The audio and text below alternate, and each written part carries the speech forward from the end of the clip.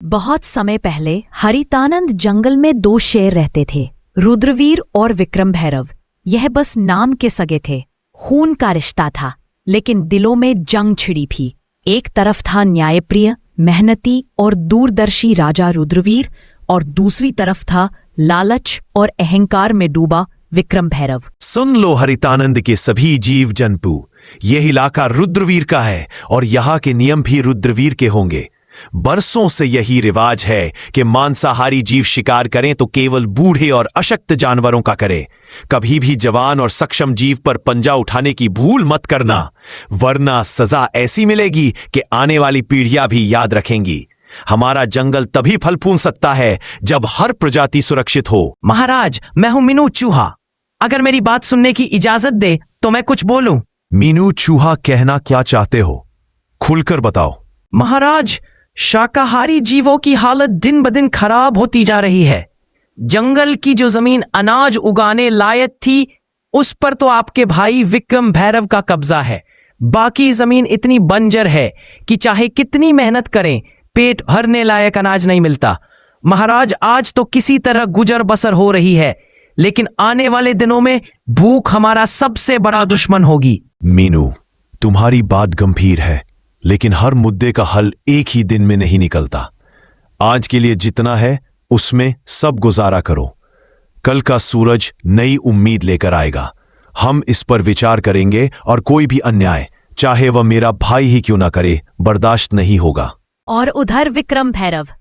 क्यों रे फट्टू भेड़िया, इस बार जनगणना का क्या हाल है? कितने शाकाहारी जीव बचे हैं मेरे इलाके में? महाराज, बस एक ही परिवार बचा है, भोलू बकरा और उसका छोटा बच्चा। बाकी तो आपके शिकार में सब खत्म हो गए। सिर्फ 1 महीने में ही आपके इलाके में शिकार ढूंढना भी मुश्किल हो जाएगा। ये क्या बोल रहा है तू? अगर शिकार ही नहीं रहेगा तो हम खाएंगे क्या? भूख से मर जाएं क्या हम? महाराज, यही तो आपको पहले सोचना चाहिए था। जब से आप राजा बने हैं, आपने इतनी बेरहम शिकारी की है कि गिनने के लिए उंगलियां कम पड़ जाएं। अब हालत यह है कि आखिरी बचा शिकार भी आपके बड़े भाई के इलाके में भाग गया है। भागेगा कहाँ? शिकार मेरा है, चाहे वो भाई के इलाके में क्यों ना चला जाए। आज चाहे आसमान टूट पड़े, मैं उस भोलू बकरा को खाकर ही दम लूंगा। चल फट्टू भेड़िया मेरे साथ। इतना बोलकर विक्रम भैरव और फट्टू भेड़िया दोनों भोलू बकरा के पास जाने लगते हैं। महाराज, यही है रुद्रवीर का इलाका। भोलू बकरा यही छुपा होगा, लेकिन यह जगह आपके लिए खतरे से खाली नहीं है। खतरा विक्रम भैरव के लिए? यह जंगल मेरी रगों में बहता है। फट्टू भेड़िया और शिकार मेरा हक है, चाहे वो भाई का इलाका हो या किसी और का। आज भोलू बकरा का अंत पक्का है। अचानक झाड़ियों के पीछे से भोलू बकरा और उसका बच्चा दिखाई देते हैं, डर के मारे कांपते हुए। भागो मत, तुम्हारा वक्त आ गया है। आज तुम्हारी चीखें इस जंगल में आखिरी बार गूंजेंगी। विक्रम भैरव झपटता है, तभी उसके सामने रुद्रवीर आ जाता है। बस एक कदम और ये जंगल तुम्हारे नाम को हमेशा के लिए मिटा देगा विक्रम भैरव। यह इलाका मेरा है और यहां मेरे नियम चलते हैं। तुम्हारे लालच ने पहले ही तुम्हारे इलाके को वीरान कर दिया। अब तुम मेरी प्रजा पर पंजा उठाओगे। जब तक रुद्रवीर जिंदा है, कोई भी मासूम इस जंगल में डर के साये में नहीं जिएगा। तू मुझे रोक सकेगा? तू सिर्फ अपनी प्रजा का राजा है। मैं इस पूरे जंगल का शेर हूं। मेरा शिकार मुझसे छीनने की हिम्मत कैसे हुई तुझमें? हिम्मत नहीं, फर्ज कहो इसे। राजा वो नहीं जो ताकतवर हो, राजा वो है जो कमजोर को भी उतना ही जीने का हक दे जितना खुद जीता है। अगर तुझे भूख लगी है तो मैं तुझे शिकार दूंगा, लेकिन इस भोलू बकरा का एक बाल भी बांका नहीं होने दूंगा। ठीक है भाई, आज तेरे इलाके का कानून मान लेता हूं, लेकिन याद रख, जंगल के हर कोने में तू नहीं होगा, और जब मैं अकेला शिकार देखूंगा, कोई नहीं आएगा उसे बचाने। विक्रम भैरव मुड़कर चला जाता है। रुद्रवीर भोलू बकरे को और उसके बच्चे को अपनी सुरक्षा में लेकर जंगल के अंदर ले जाता है। रात का समय विक्रम भैरव का अड्डा। आधा चांद आसमान में है, चारों ओर अंधेरा और ठंडी हवा। विक्रम भैरव गुफा के पास बैठा है, उसकी आंखों में लाल चमक। फट्टू भेड़िया पास में खड़ा है, डर और उत्सुकता के बीच। फट्टू फट्टू भेड़िया, आज की हार मैं भूला नहीं। शेर खान ने सबके सामने मेरी इज्जत मिट्टी ने मिला दी।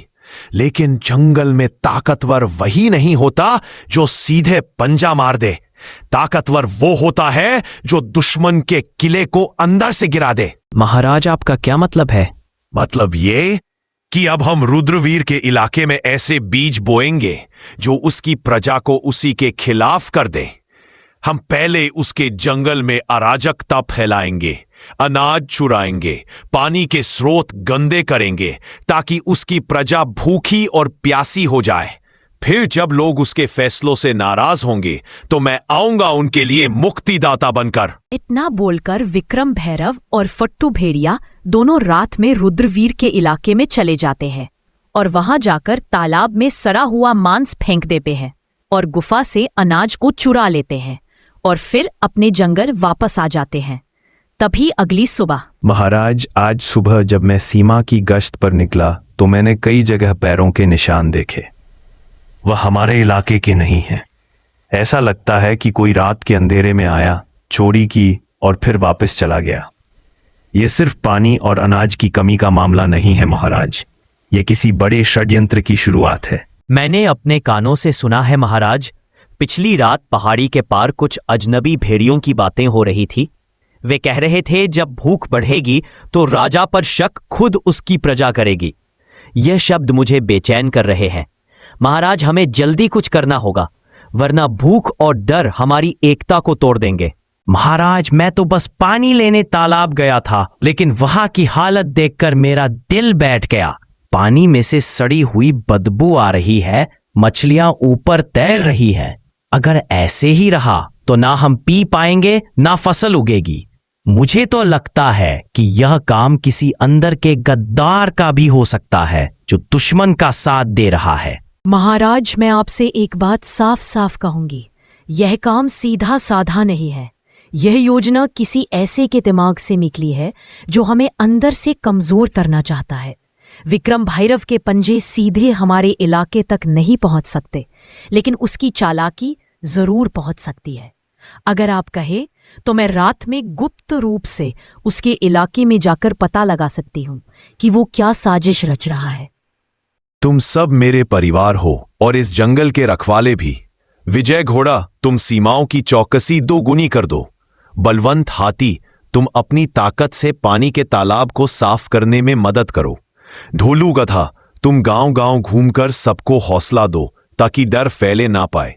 और लूना लोमड़ी, तुम मेरी आंख और कान बनकर विक्रम भैरव के इलाके में जाओ और सच लेकर लौटो। अगर विक्रम भैरव ने सच में यह वार किया है तो अगली लड़ाई जंगल की सबसे बड़ी लड़ाई होगी। सन्नाटे में लूना लोमड़ी रुद्रवीर के आदेश पर विक्रम भैरव के इलाके की ओर बढ़ रही थी। उसके हल्के हल्के कदम सूखी पत्तियों को भी आवाज नहीं करने देते थे। आज उसका हर सांस, हर नजर मौत के साए में थी। मुझे सावधान रहना होगा। विक्रम भैरव के इलाके में जरा सी आवाज भी मौत बुला सकती है, लेकिन सच जानना जरूरी है ताकि रुद्रवीर और हमारा जंगल बच सके। विक्रम भैरव का अड्डा गुफा के पास में विक्रम भैरव और फट्टू भेड़िया धीमे स्वर में बातें कर रहे हैं। लूना लोमड़ी पेड़ के पीछे छुप जाती है। फट्टू भेड़िया, पहला वार कामयाब रहा। रुद्रवीर की प्रजा भूखी और प्यासी है। अगला कदम यह होगा कि उनके बीच झगड़े करवाओ। अनाज और पानी के लिए लड़ाई होगी, तब मैं आऊंगा उन्हें बचाने के नाम पर। महाराज, लेकिन अगर रुद्रवीर को शक हो गया तो? शक से क्या होगा? जब तक उसके अपने लोग उस पर भरोसा खो देंगे वो कुछ नहीं कर पाएगा। याद रख फट्टू भेड़िया, शेर को हराने के लिए उसके पंजे नहीं, उसके दिल पर वार करो। लूना लोमड़ी यह सुनकर हैरान रह जाती है। उसके कान खड़े हो जाते हैं, लेकिन तभी पास में एक सूखी टहनी टूट जाती है और हल्की सी आवाज गूंजती है। महाराज, कुछ आवाज आई। कौन है वहां? लूना लोमड़ी तेजी से झाड़ियों में से निकलकर अंधेरे में गायब हो जाती है। विक्रम भैरव और भेड़िया उसका पीछा करने की कोशिश करते हैं, लेकिन वो लोमड़ी की फुर्ती से बच निकलती है। और अगली सुबह। महाराज, मैंने सब सुन लिया है। विक्रम भैरव हमारी प्रजा को आपसे अलग करना चाहता है। वो भूख, प्यास और झगड़े फैलाकर आपको कमजोर बनाना चाहता है और फिर खुद राजा बनना चाहता है। तो अब समय आ गया है विक्रम भैरव की चाल का जवाब उसी की चाल से देने का। हम उसकी सोच से तेज चलेंगे और जंगल को बचाने के लिए हर कीमत चुकाएंगे। लूना लोमड़ी की खबर ने पूरे दरबार में आग लगा दी। अब शेर खान के सामने सिर्फ एक रास्ता था, एक ऐसी योजना बनाना जिसमें रुद्रवीर की चाल नाकाम हो और जंगल की एकता वापस लौट आए। सुनो मेरे साथियों, आज हम सिर्फ अपनी हुकूमत नहीं बल्कि पूरे जंगल का भविष्य बचाने जा रहे हैं। विक्रम भैरव ने सोचा कि वो भूख और डर फैलाकर हमें तोड़ देगा, लेकिन वह भूल गया कि एकजुट जंगल को कोई नहीं तोड़ सकता। विजय घोड़ा, तुम्हारी रफ्तार पूरे जंगल में सबसे तेज है। तुम सीमा पार विक्रम भैरव के इलाके के चारों ओर गश्त करोगे और अगर उसकी कोई टुकड़ी हमारी तरफ बढ़े तो तुरंत खबर लाओगे। महाराज, जब तक मेरे पैर में जान है कोई दुश्मन इस तरफ नहीं आ पाएगा। बलवंत हाथी, तुम्हारी ताकत हमारी ढाल होगी। तुम अनाज के भंडार के पास रहोगे ताकि विक्रम भैरव का कोई आदमी चोरी ना कर सके। महाराज, मेरी मौजूदगी में अनाज का एक दाना भी इधर उधर नहीं होगा। ढोलू गधा लोग तुम्हें कम आंकते हैं, लेकिन तुम्हारी याददाश्त और सहन शक्ति सबसे बड़ी ताकत है।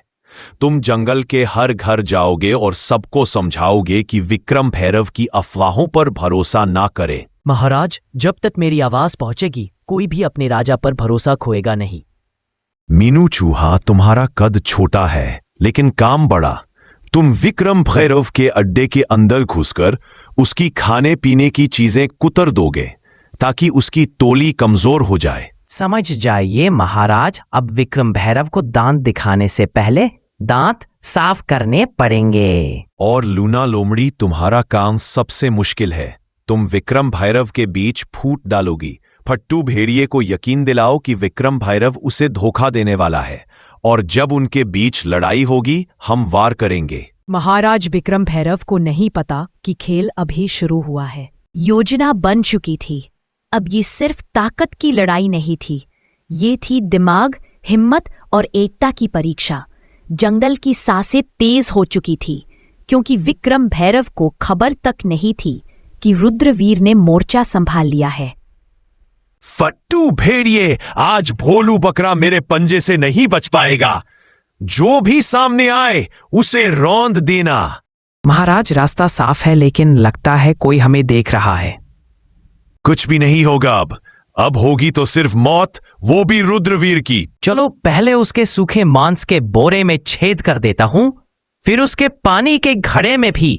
अब देखता हूं कितने दिन ताकत में रहता है। इधर हाथी और लोमड़ी विक्रम भैरव के सामने आ जाता है। रास्ता बंद है। अगर एक कदम भी आगे बढ़ाया तो सीधा आसमान में उछाल दूंगा। मेरे रास्ते से हट जा हाथी, वरना तेरे कान फाड़ दूंगा। कोशिश करके देख ले। हाँ हाँ फट्टू भेड़िए, सुना है विक्रम भैरव तुम्हारे हिस्से का शिकार खुद खाने वाला है। तुम उसके लिए सिर्फ नौकर हो। क्या वो मुझे धोखा देगा? सोच ले, अभी भोलू बकरा तेरे पंजे में आ सकता है, वरना विक्रम भैरव सब खा जाएगा। महाराज, विक्रम भैरव जंगल में प्रवेश कर चुका है। जल्दी चलिए महाराज।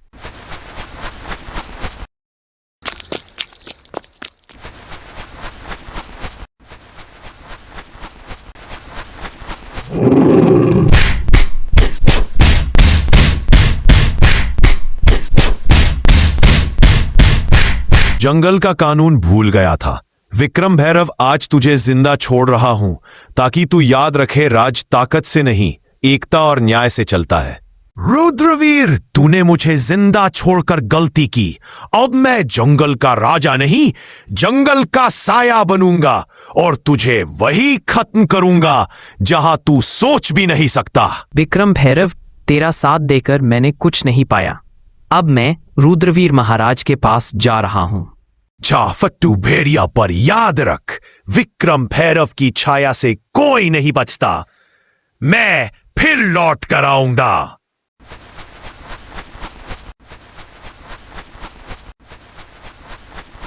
इस जंगल में कोई भी राजा नहीं है, राजा सिर्फ न्याय है, और न्याय कहता है जो प्रकृति से विश्वासघात करे उसकी जगह यहां नहीं। तो दोस्तों, इस तरह रुद्रवीर विक्रम भैरव को एक और जिंदगी जीने का मौका देता है और फिर हरितानंद जंगल फिर से शांत हो गया। लूना लोमड़ी, विजय घोड़ा और बलवंत हाथी सब अपने अपने काम में लग गए।